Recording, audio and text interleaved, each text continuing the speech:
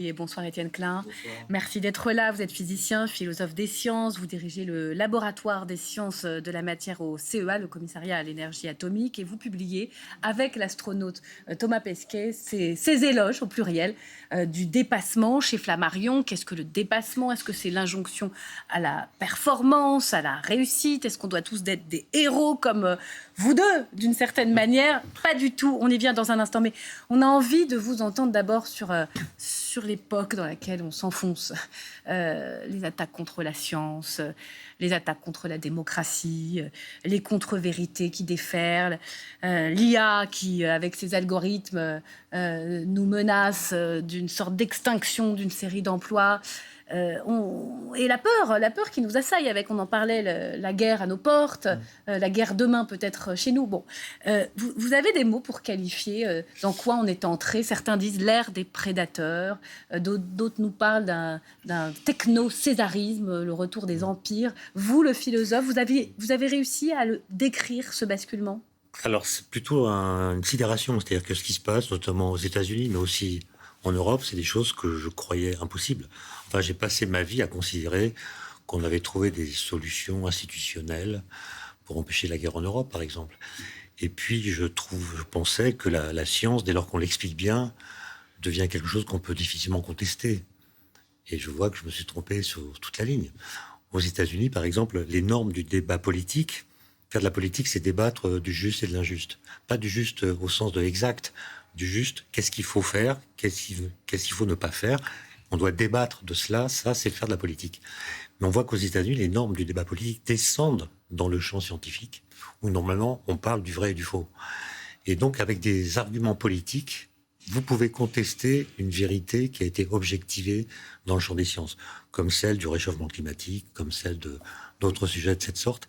Et ça provoque chez moi un étonnement tellement fort que je prétends ne pas être capable de comprendre ce qui se passe. Ne pas être capable, Non, vous, non, je suis sidéré. le philosophe, Mais le fait qu'il y ait vous êtes encore sidéré? Oui, le fait qu'il y ait une concaténation entre la liberté et la vérité. Une quoi? Une concaténation, c'est-à-dire que la liberté et la vérité s'associent. Chacun estime qu'il est libre de décider ce qui est vrai pour lui sur n'importe quel sujet. De fabriquer sa fiction personnelle, sans être obligé de tenir compte de la vérité dans sa façon de parler ou de penser. C'est des choses très surprenantes. Et la question qui est posée, c'est quand la liberté est mise très au-dessus de la vérité dans une société, comment est-ce qu'on fait pour avoir des projets politiques à long terme? Comment est-ce qu'on fait pour être ensemble et décider d'un avenir commun? Alors, je voudrais peut-être qu'on continue un instant sur les chercheurs, sur l'attaque contre la science. Et je vous donne la parole dans un instant. Laurent Geoffrin, l'université américaine est attaquée. On a vu la fuite des chercheurs américains. On a vu les subventions publiques drastiquement coupées. On va écouter quelques chercheurs américains, quelques chercheurs français aussi, qui, il y a déjà plusieurs mois, étaient dans des cortèges à distance pour défendre la recherche. Écoutez. Je suis vraiment très en colère et préoccupé parce que ça va affecter les patients américains. Tout ce qui vient de la recherche sur le cancer est essentiel chaque jour pour nous médecins et pour nos patients. Il y a certains sites institutionnels qui ont été fermés, des bases de données qui sont plus accessibles, mais aussi nos collègues, par exemple de la NOAA, qui est un institut de recherche en météorologie et sur les sciences du climat, nos collègues ont été licenciés, donc on n'a plus de contact sur place. On assiste en fait à une attaque, à une véritable guerre, une attaque contre les savoirs et les sciences, qui sont en fait les sentinelles de la santé d'une bonne démocratie. Voilà, et Alain Puisieux, que vous connaissez peut-être, qui dirige l'Institut Curie, dit qu'aujourd'hui, la science est mondialement en danger. Est-ce que vous êtes d'accord avec lui? Mondialement, je ne sais pas, je n'ai pas enquêté dans tous les pays, mais on voit très bien qu'il y a un mouvement très très fort et que ce ne sont pas toutes les vérités scientifiques qui sont qui sont attaquées. Par exemple, en 2012, on a annoncé la découverte d'une nouvelle particule, le boson de Higgs. On a été surpris de voir que dans les mois qui ont suivi, cette découverte n'a pas été contestée.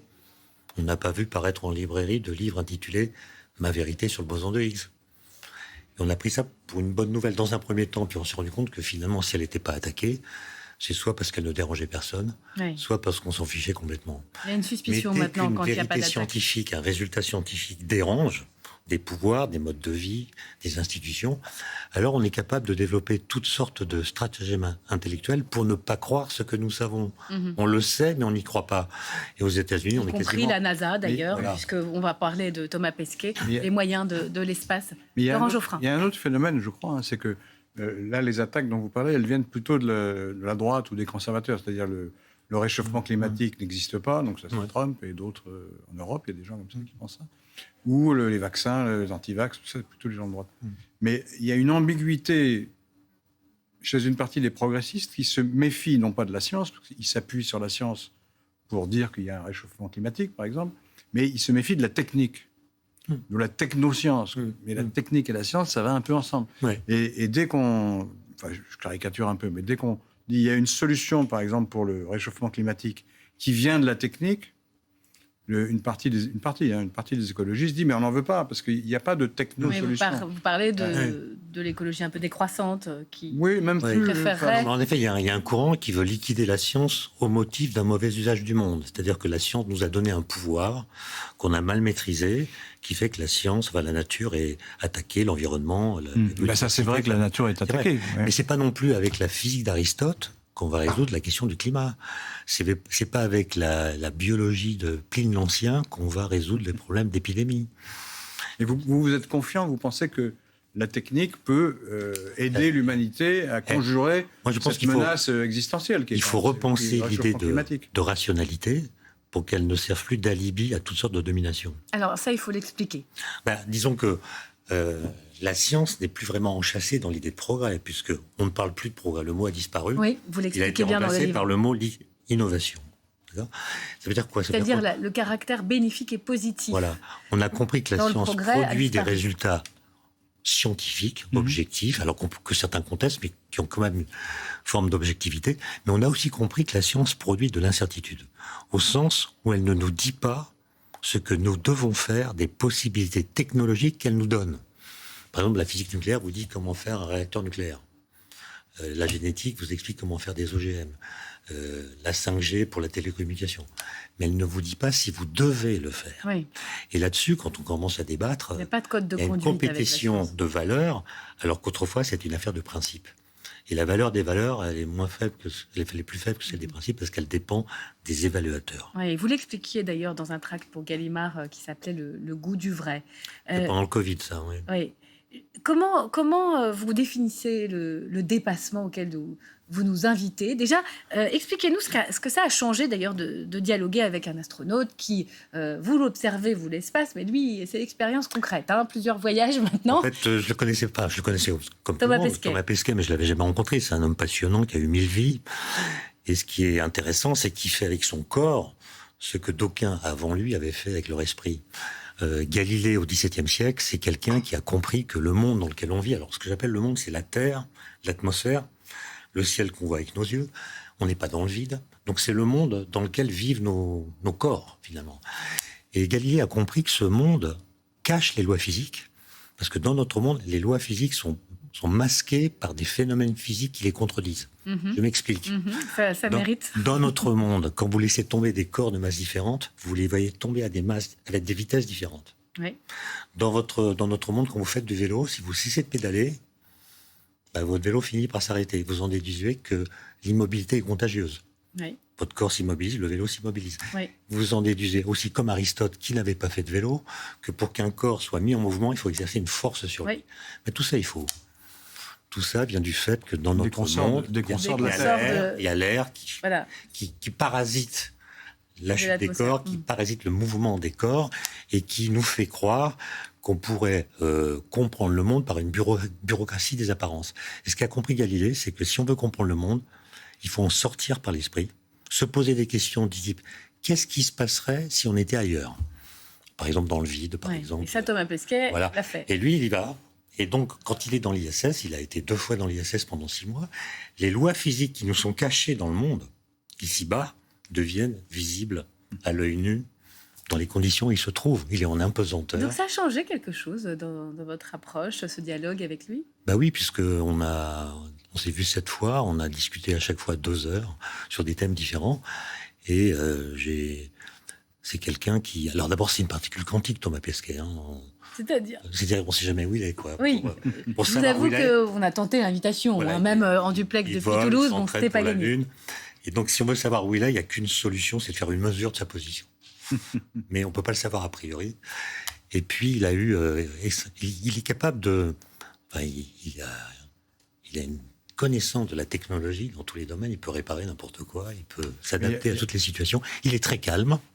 Il y a une question que vous abordez dans le bouquin, et à laquelle il répond, mais c'est intéressant d'avoir votre avis aussi. Il y a des gens qui disent, c'est un peu dans le cadre de la contestation de la technoscience, ils disent, mais toutes ces explorations spatiales, ça sert absolument à rien, ça coûte très cher, en plus ça pollue, donc on ferait mieux d'arrêter ça. Oui. Qu'est-ce que vous répondez à ces gens-là ? C'est une critique générale. Hein. La question, c'est que le risque qu'on associe à nos actions est toujours surévalué par rapport au risque qu'on associe à nos inactions. Et donc, on voit les risques associés à la conquête spatiale. Dans mon domaine, il y a des gens qui pensent construire un accélérateur de particules de 92 km au cours du siècle qui vient. Et on peut y voir toutes sortes de risques. On peut aussi dire que ça ne sert pas à grand-chose. La question, c'est, si on renonce à ça, ça va engendrer quel risque ? Alors justement, quel risque alors ? Allez-y alors. Ben moi, je pense qu'on va y perdre en symbolique. On va se laisser complètement prendre par les urgences du présent, comme c'est le cas aujourd'hui. On a conscience que le monde dans lequel on est un lieu de crise multiple, climat, biodiversité, pollution, et le fait d'être pris par les urgences nous empêche de fixer un axe du temps à long terme et de se projeter dans le futur. Qu'est-ce qu'on peut espérer de cette projection dans le futur pour l'amélioration, pour le progrès, c'est-à-dire pour l'amélioration de la même vie génération, vous et moi, et on se souvient que quand nous étions adolescents, on nous parlait de l'an 2000 tous les jours. L'an 2000, il était mis dans notre présent, il était configuré, on nous expliquait comment on allait voyager, travailler, etc. Il faut un nouvel horizon ? De sorte nous, on que croyait au progrès. chacun pouvait tracer une trajectoire individuelle entre le présent où nous étions et le futur qui nous était montré à l'avance. Aujourd'hui, 2050, ça va ressembler à quoi ? 2100 ? Le fait que le futur soit laissé en jachère intellectuelle et en lévitation politique, ça crée dans les jeunes générations que je rencontre, Une angoisse. je connais, les étudiants, une angoisse qui n'est pas que l'éco-anxiété, qui est le fait qu'il n'y a pas de récit qui connecte notre présent au futur. Alors, Ma est-ce que vous question, pouvez nous qu'est-ce qu'on aider peut à espérer, dessiner un alors peu ? Qu'est-ce qu'on peut espérer Voilà, c'est la des même efforts question. que vous À quoi ça va ressembler ? préconisez finalement ? Qu'est-ce qu'on peut espérer connaissez lutter mieux contre la pollution, grâce à la conquête spatiale, par exemple, grâce aux études Par qui sont exemple, faites sur les vols que fait l'ISS permettent de faire des mesures de ce qui se passe dans l'atmosphère terrestre, sur le changement climatique, sur l'élévation du niveau des mers, etc.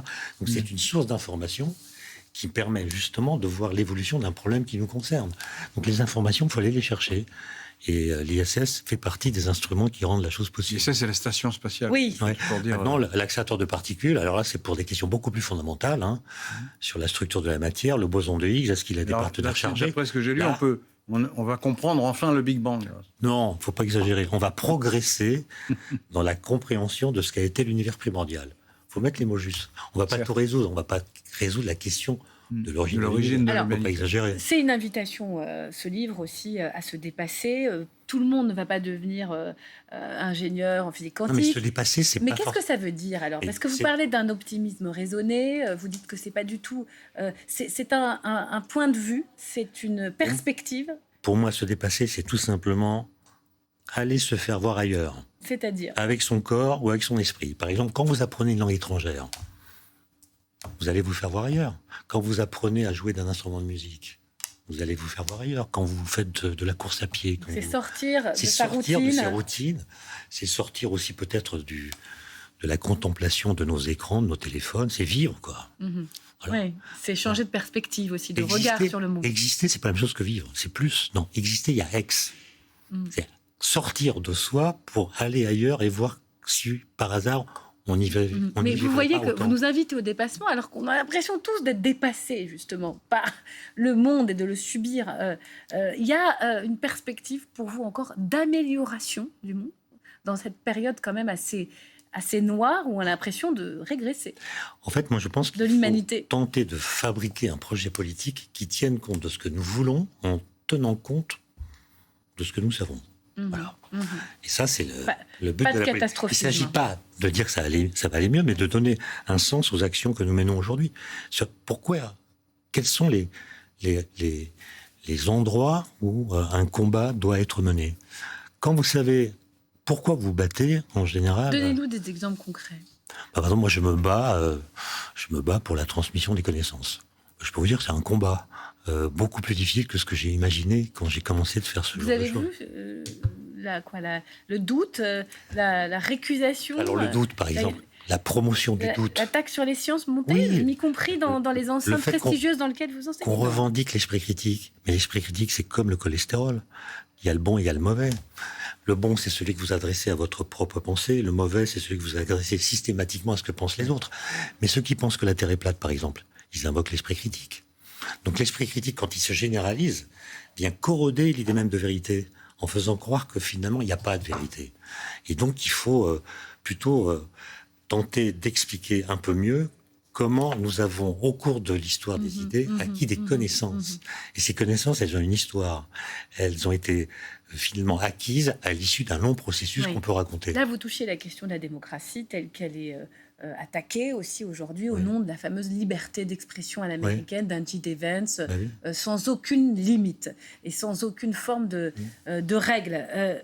Qu'est-ce qu'elles adviennent, la démocratie, quand la liberté de croire au faux est totale? Moi, je pense qu'elle n'existe plus vraiment. C'est-à-dire qu'on peut manipuler des opinions, on peut utiliser le numérique pour doper la force du faux. L'Académie des technologies à laquelle j'appartiens a publié un rapport qui s'appelle IA générative et désinformation. Et on voit que dans le monde numérique, le faux est dopé dans sa propagation. Et ça pose des problèmes de démocratie, puisque si nos opinions collectives sont manipulées, le vote est en quelque sorte truqué. Il faut une régulation il n'y a pas de solution simple, parce que la censure, c'est pas non plus très bien, mais j'ai appris hier qu'une vidéo fausse, fabriquée par de l'IA, utilise ma voix pendant 1 heure pour expliquer qu'on n'est jamais allé sur la Lune. Alors justement, il y en a un qui essaye. Et cette vidéo qui est fausse a un succès que n'ont pas les vidéos. Il y a un paradoxe là-dessus, parce que souvent, ces contestations viennent du gouvernement américain ou de ses partisans, etc. Ouais. Mais aux États-Unis, il y a aussi une autre partie de l'opinion, qui peut d'ailleurs avoir les mêmes intérêts politiques, qui est très optimiste sur le plan technologique, qui ne cesse de développer la technologie en disant ça va tout résoudre. Non. Alors, la figure la plus emblématique étant Elon Musk, qui dit on va conquérir les autres planètes, etc. Et c'est dangereux pour nous parce que l'innovation ne doit pas connaître de limites. En fait, Elon Musk, il essaie de donner à l'idée de progrès une sorte de rédemption. Sauf que le progrès dont il parle, c'est pas pour le genre humain. C'est pour quelques-uns qui vont pouvoir échapper à un éventuel désastre terrestre. Oui, ceux qui iront sur la planète B, sur Mars, tel qu'ils le rêvent. Alors, justement, pour essayer de lutter contre les fake news, la désinformation qui envahit les réseaux, il y en a un qui essaye d'ouvrir le dialogue avec les Français. Emmanuel Macron, écoutez. Chef de l'État, c'était dans sa rencontre avec les lecteurs de Ouest France. On vit dans un monde qui s'est transformé, qui a fait l'objet d'une forme, où l'obscurantisme revient. Et en vérité, et où le complotisme est là. C'est les 2 grands sujets. Je dirais le climat et la santé. En fait, quand je dis la santé, c'est un peu les vaccins. Ces 2 sujets où vous avez eu ces dernières années une remise en cause de la science, derrière parfois une vraie agressivité, des menaces sur les scientifiques, et des gens qui se sont écartés de l'esprit des Lumières. Et donc avec parfois un recul des pratiques. Nous, on se bat, et c'est les citations que vous avez reprises, pour que les décisions soient prises sur une base scientifique ouverte et indépendante. Et la France est intraitable sur ce sujet. Et j'ai toujours été très clair, et les Européens sont intraitables sur ce sujet. Il est gagnable, ce combat contre les fake news, le conspirationnisme sur les réseaux, notamment sur les questions climatiques. En fait, en tout cas, il n'est pas encore gagné. Mais vous savez, ça c'est clair. Notre cerveau, il aime le faux. C'est une friandise, le faux. Le faux, il est moins décevant que la vérité. Dans beaucoup de cas, il est plus simple. La vérité est complexe, il faut l'étudier, etc. Et notre cerveau, il n'aime pas être contredit. Avant même le numérique, les gens de gauche ne lisaient pas Le Figaro et les gens de droite ne lisaient pas Libération. Parce que quand vous lisez le journal, vous voulez que la façon dont les choses vous sont rapportées soit homomorphe à votre propre lecture du monde. Là, je ne parle pas du journal, là, je parle du monde. Voilà. On croit sur le croire. Si vous êtes choqué par votre journal, vous changez de journal. Eh bien, aujourd'hui, des algorithmes vous identifient connaissent vos idées politiques, vos habitudes de consommateur, vos tropismes intellectuels, culturels, et vous abreuvent d'informations qui vont dans le sens de ce que vous pensez. Cognitive Voilà. de l'entre-soi. Voilà. Il faut interdire. Est-ce que avant 15 ans, est-ce qu'il faut peut-être dans 10-15 ans fermer certains réseaux?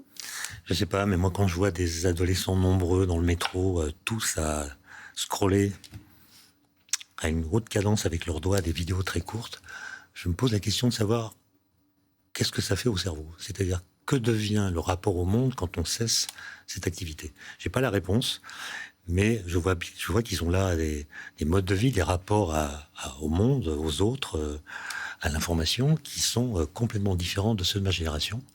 Et est-ce qu'il faut distinguer dans le monde médiatique les médias dont le fonctionnement, quelle que soit leur orientation, dont le fonctionnement est comment dire, compatible avec une recherche de la vérité, et labelliser différemment les autres? Comme il y a des Nutri-Score sur les paquets de gâteaux, Voilà. Bah peut-être, c'est une des propositions d'ailleurs qui est dans le rapport de l'Académie. Mais le problème, c'est que dans les mêmes canaux de communication circulent des connaissances, scientifiques ou autres, des croyances, des commentaires, beaucoup de commentaires, des bobards, etc. Et les statuts de ces choses qui sont très différentes ont tendance à se contaminer par le fait qu'ils circulent ensemble. Et notre cerveau, il a du mal à séparer le bon grain du vrai, quoi. Je vais vous montrer d'autres images. Il y a la question des algorithmes, de l'IA, mais il y a aussi les robots qui utilisent évidemment l'IA, mais ça peut rendre service. Et là, on a des images saisissantes. C'était hier, regardez, au sommet international des pionniers du développement à Shanghai. Là, vous voyez des robots humanoïdes qui réalisent des tâches du quotidien. Ici, c'est une usine où on voit des tâches de manutention, assemblage, déplacement d'objets. Ça, c'est assez connu. On va voir d'autres images qui vont suivre. Voilà. C'est l'hôpital, là. Alors là, on est dans un robot qui remplace complètement le soignant, puisque il a des tâches d'accompagnement des malades. Il y a aussi, on le verra, des prises de médicaments. Il s'occupe de la posologie, là, on le voit bien. Et puis, il y a même des robots pour fleurir les salles des patients à l'hôpital, voilà, qui est fait. Vous regardez ça comment ? C'est bientôt les compagnons des personnes peut-être âgées qui n'ont pas la chance de voir leur famille. Comment vous regardez ? On va gagner énormément. Mais c'est ça le sujet politique numéro 1. Hein. C'est pas celui dont on parle forcément au Parlement, mais c'est quand même une révolution anthropologique. Le nombre d'interactions que nous avons chaque jour avec des machines, d'ailleurs le nombre d'ordres que nous donnent les machines chaque jour. Dans un taxi, il faut mettre sa ceinture. Enfin, on obéit à des objets, finalement, de plus en plus. Au point que peut-être on se transforme un petit peu en objet. Maintenant... Ça va aller avec ce qu'appelle Éric Sadin. C'est un philosophe que vous connaissez, le job apocalypse. Lui, il parle d'une vague de destruction massive d'emplois. Ouais. Alors, il y a la question des emplois. Et puis, il y a aussi la question de la connaissance. Quoi. Est-ce que la connaissance est quelque chose qu'on a en soi, ou bien est-ce que c'est quelque chose qu'on délègue à des serveurs, à des data centers, etc., qu'on sollicite en cas de besoin. Mais il y a une phrase de Bernanos que j'ai lue il n'y a pas très longtemps. Il a écrit un livre qui s'appelle « La France contre les robots » dans les années 40. La question des robots dans les années 40, c'était pas la question numéro 1, mais il a écrit là-dessus. Il a une phrase extraordinaire. Il écrit « Le problème, le danger ne vient pas de la multiplication des machines, mais du nombre croissant d'humains qui, depuis l'enfance, sont formés à ne rien attendre d'autre que ce que peuvent donner les machines. » Bon, ça c'est incroyable. C'est bien. La concurrence de l'IA, par exemple, est-ce qu'elle va démuscler nos cerveaux ? On va déléguer aux machines la connaissance des règles de l'orthographe, du calcul, etc. Ou bien est-ce que cette concurrence technique va nous obliger à décupler ce que notre intelligence peut faire que les machines ne savent pas. À nous de jouer, j'ai envie de dire. C'est ça. Merci beaucoup. C'est un test d'intelligence collective. Un test d'intelligence collective.